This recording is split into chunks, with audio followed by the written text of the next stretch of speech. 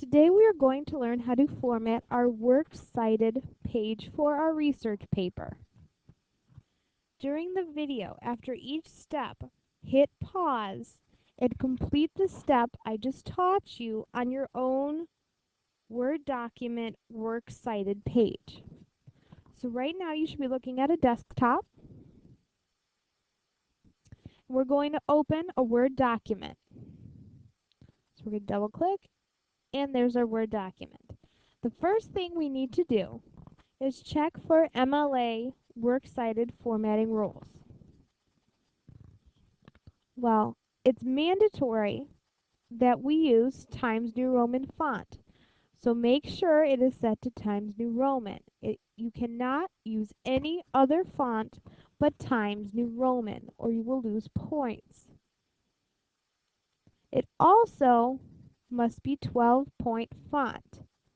You cannot use any other size font but size 12. The next formatting we have to do is set our margins to 1 inch. We do that by going up to File, clicking on File, the drop-down box opens. We click Page Setup. Page Setup window opens. If you notice, the first tab is Margins. The first section, it says Margins, Orientation, Pages, Preview. The margin section, you have the top, bottom, left, and right. Each of these boxes need to say 1 inch because MLA tells us that we have to have 1 inch margins.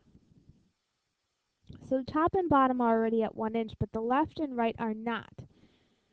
So we need to make sure, I hit my down button 3 times to move it to 1 inch. Now all 4 boxes say 1 inch.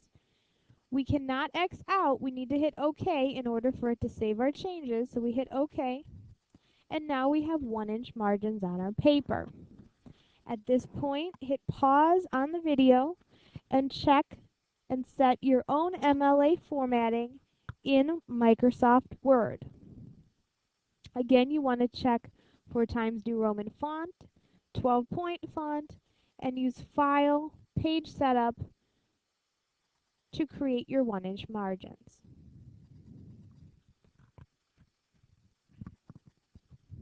The next step is adding a header. How do we do that? Well, we go up to View, we click on View. It says Header and Footer here. Now, if it doesn't show it, we need to go down to the Expand box so we can see the full drop-down box. We want to click on Header and Footer, and it opens a box like this. So our Word document should now look like this. Well, if you notice, the blinking cursor is on the left. We actually need it on the right-hand side. And we do that by up here on the toolbar. You see the Align buttons? We need to align right. So we hit the Align Right button once, and it moves our cursor to the right side of the screen. Now we need to type our last name. So I type my last name,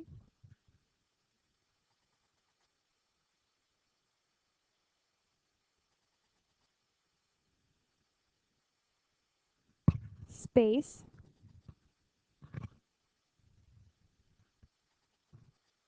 and number 4.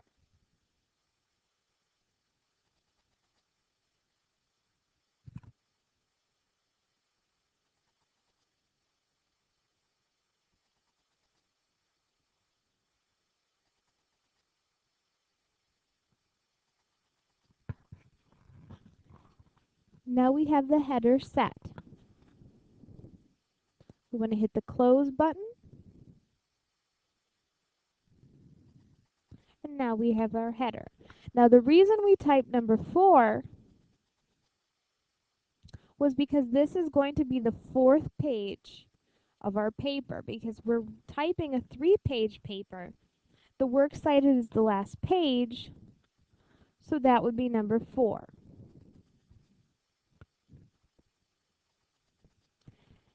Hit the pause button on the video and format your own header on your Works Cited page. The next step of the process is to title our Works Cited page. But before we do that, we need to make sure that we've double spaced our paper. Now, we don't have to double space it ourselves every time. We can have Word do that for us. So we're going to go up to the Format button. The drop-down box will appear. We're going to click on Paragraph. We hit Paragraph, and this window opens. You see General, it's on indents and spacing, General, indentation, and spacing. Well, in the spacing section, there's another drop-down box that says Line Spacing. It should say Single. We want to hit the arrow to go down, and there's an option for double. We click double. It appears there. You see it in the preview how it's now double spaced. We click OK, and now anything we type should be double spaced.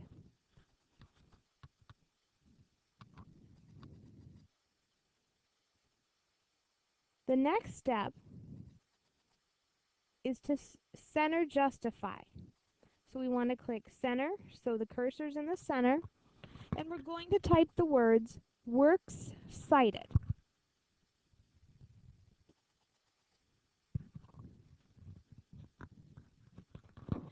Stop the video again.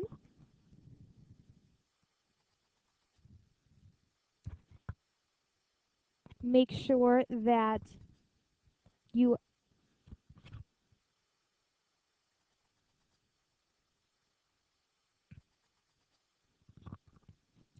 stop the video again and make sure that you have Works Cited, center justified, and that you have double spaced your paper by using the format, paragraph, line spacing, and switching it to double space.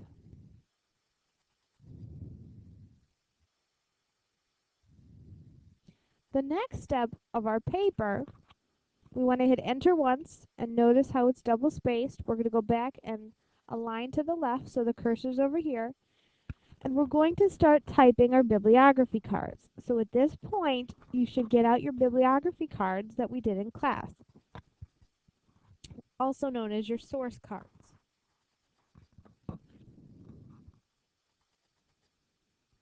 You are to start typing on this line what your bibliography cards would be. But remember, we need what we call a hanging indent for MLA format. We can do that in the same place where we double spaced our paper. We go up to Format, Paragraph. We have the line spacing, but if you notice here, it says indentation. The special, it gives an option for a hanging indent. We click that. This should say 0.5. We hit OK, and now our hanging indent is ready to go. Now we can start typing on our bibliography cards. So stop the video, type what is on your bibliography cards, and then continue watching the video.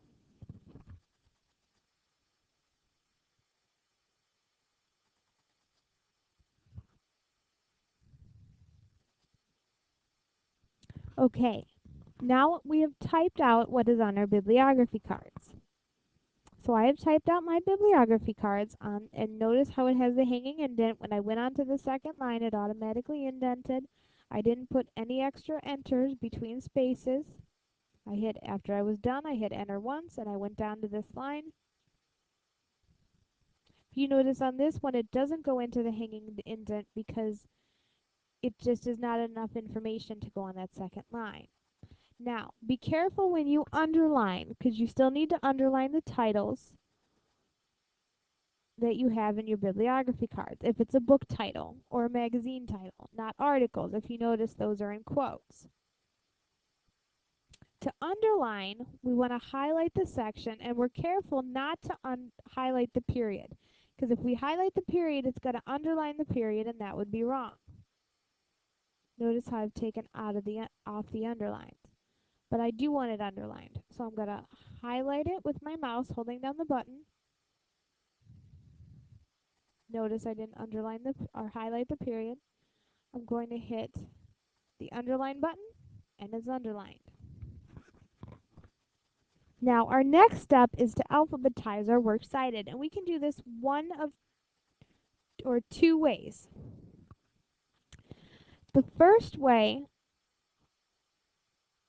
is actually by hand, in which what we can do is highlight the one we want to move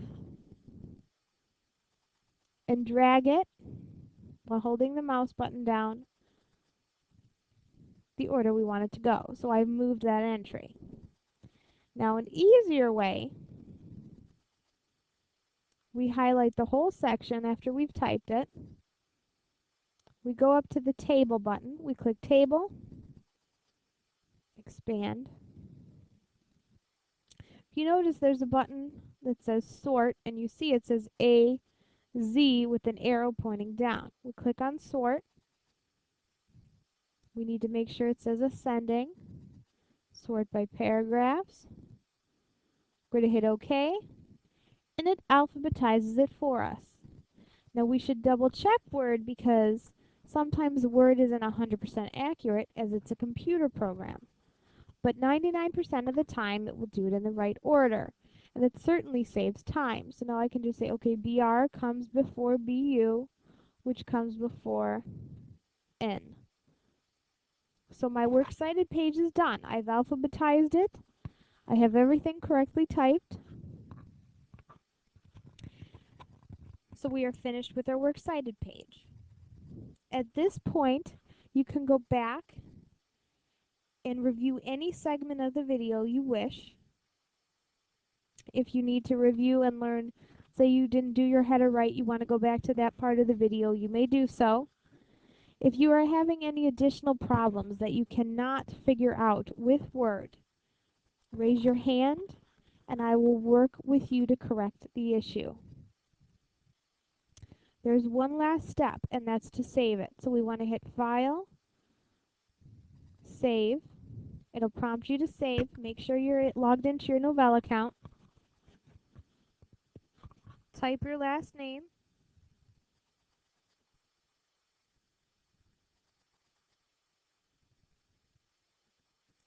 Type in Works Cited. Hit Save. And now my works cited page is saved.